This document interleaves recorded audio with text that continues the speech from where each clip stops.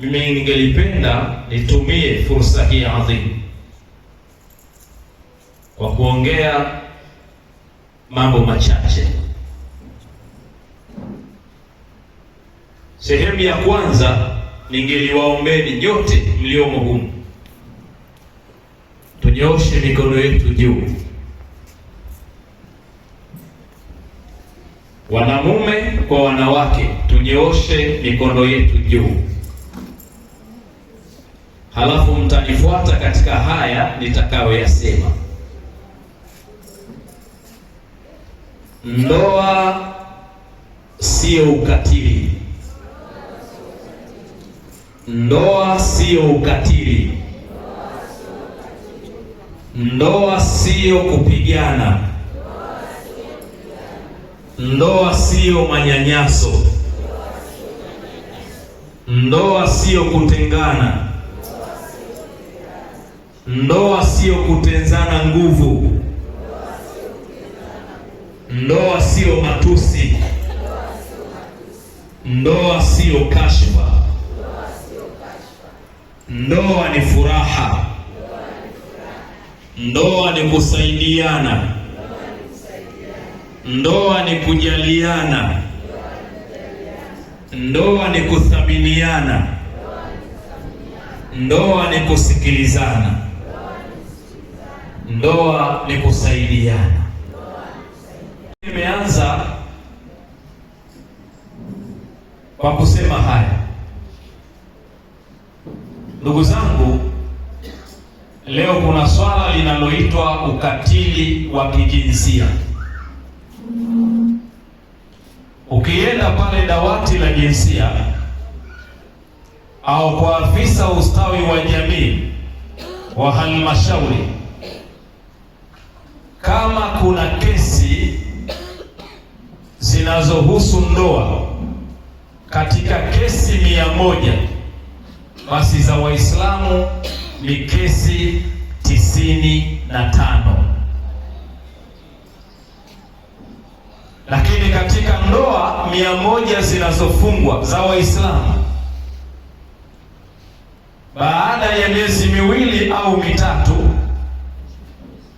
utakuta ndoa 85 zimekwisha vunjika.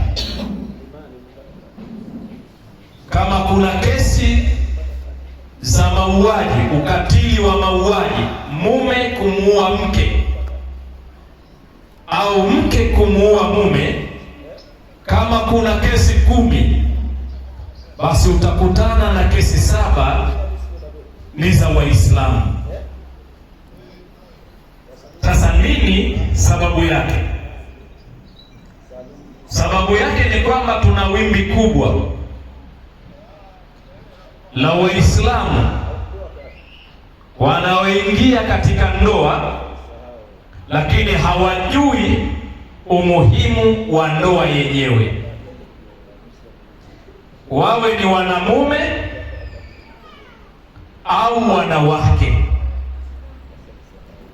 Kwa kutojua kwa nini wanaingia katika ndoa, ndiyo imeleta changamoto ambayo imepelekea ndoa zetu kuwa na migogoro na hatimaye kuingia katika talaka. Sasa ukisoma historia ya Uislamu, baada ya Bwana Mtume Muhammad kuhama kutoka Maka kwenda Madina, aliweza kuasisi dola ya kwanza ya Kiislamu. Lakini katika uasisi wa dola hii ya Kiislamu alitegemea rasilimali watu,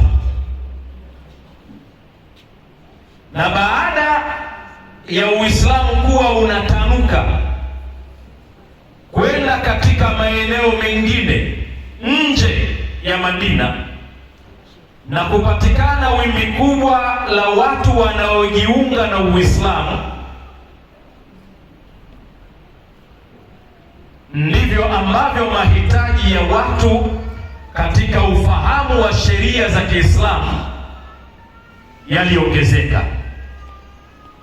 Tofauti na leo kwamba tuna wimbi kubwa la Waislamu, lakini mwisho wa siku mahitajio ya Waislamu kujua Uislamu na sheria zao za Kiislamu unapungua.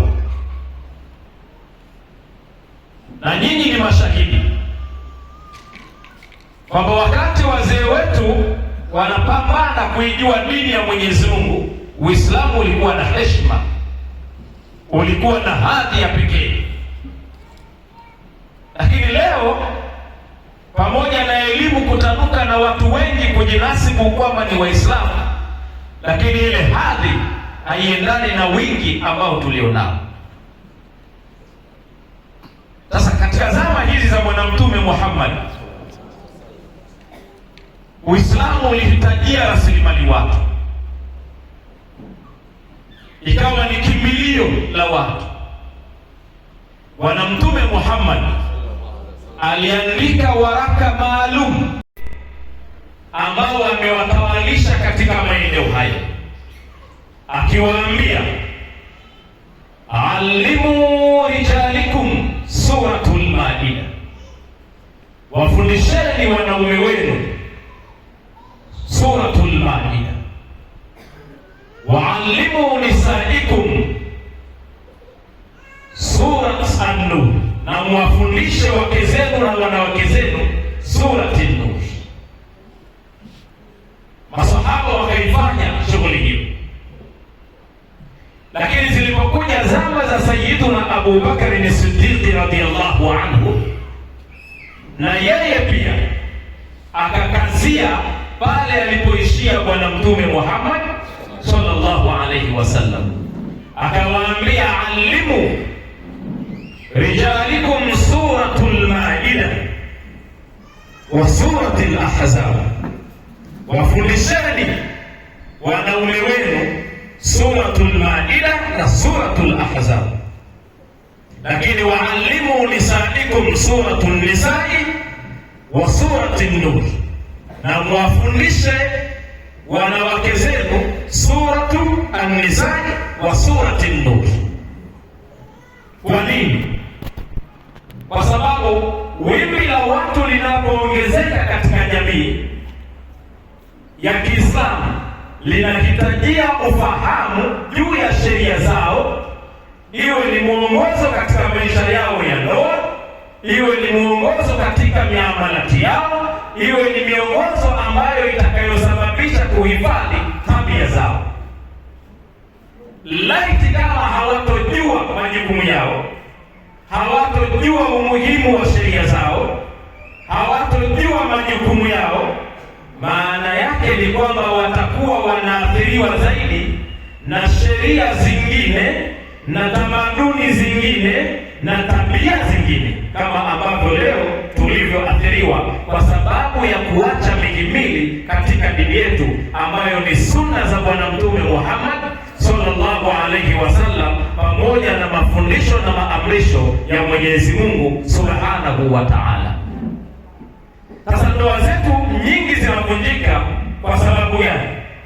Ni kwa sababu tunaoana katika desturi, mila na mafundisho ya Kiislamu, lakini tunakwenda kuishi katika mila na desturi za kikafiri.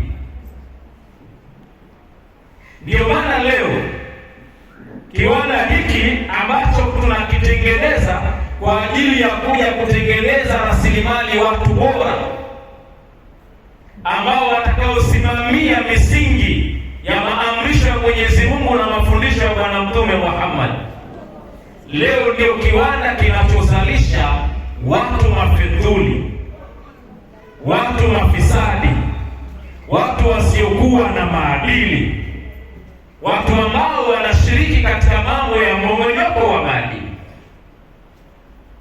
Leo hii nyumba zetu zimekuwa hazina heshima kwa sababu tunaishi kwa namna tunavyotaka wenyewe. Leo hii mama zetu katika manyumba yetu wanapofanya sherehe kama hizi, ndio hao wako mstari wa mbele kuwaita mashoga kushirikiana nao. Inna lillahi wa inna ilaihi rajiun. Lakini niwaambieni au kuwaulizeni, ni sherehe gani ya Mkristo wamefanya wakaitwa mashoga? Hakuna. Lakini ndoa zetu za Kiislamu tunazitia ndoa. Lakini wapo vijana wengine leo, baada ya harusi wanaondoka, wanaanza kumpaka matope baba harusi, hata maji ya chooni baba harusi. Tunaacha mila zetu na tunakwenda kuchukua mila ambazo sio za kwetu. Madhara yake yanakuwa ni makubwa. Utamjibu nini Mwenyezi Mungu Subhanahu wa Ta'ala? Umezaliwa katika familia ya Kiislamu, lakini pia umesoma dini yenyewe, alafu mwisho wa siku unakuja kufa wewe ukiwa nje ya mila na desturi ya Kiislamu. Majibu yako ni yepi kwa Mwenyezi Mungu Subhanahu wa Ta'ala? Ila mata anta billadhati mashghulun wa ala kulli ma qadimta mas'ulun. Mpaka lini utaendelea kuishi maisha ya anasa, matamanio ya dunia, ila hali kila unalolifanya mbele ya Mwenyezi Mungu Subhanahu wa Ta'ala utakuja kuulizwa? Lakini pia baba zetu nao haya yanafanywa na wake zetu mbele ya milango yetu, lakini hatuchukui majukumu ya aina yoyote. Majukumu yetu sisi kama wanaume yapo wapi? Na yasema haya baba harusi, ujue kwamba majukumu yako wewe ni yapi, na mke ajue majukumu yake ni yapi, kwa sababu hili jambo la ndoa ni katika mambo yenye heshima kubwa sana. Iwapo utavuruga, wewe utabakia kuwa ni mwanaume na ukawa sio mume, kama leo majumba yetu yalivyoendea, kwamba tuna wanaume wengi lakini ile sifa ya kuitwa mume hakuna. Wengi basi wameolewa, lakini ile heshima ya kwamba huyu ni mke katika ndoa yake imeondoka. Qur'ani imelitambua jambo hili kama ni heshima kubwa. Unapozungumza katika lugha ya Kiarabu, unaposema zauju unamaanisha ni mume, ukisema zauja unamaanisha nani? Mke.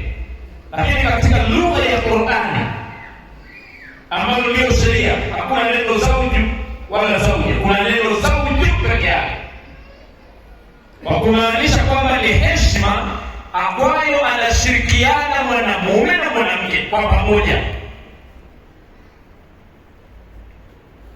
Mwenyezi Mungu anasema katika sura At-Tahrim kwamba wadaraba Allahu mathalan lilladhina kafaru imra'ata Nuhi wa imra'ata Lut kanata tahta 'abdayn min 'ibadina salihin fakhanatahuma falam yughni 'anhuma min Allahi shay'an wa qila udkhula an-nara ma'a ad-dakhilin.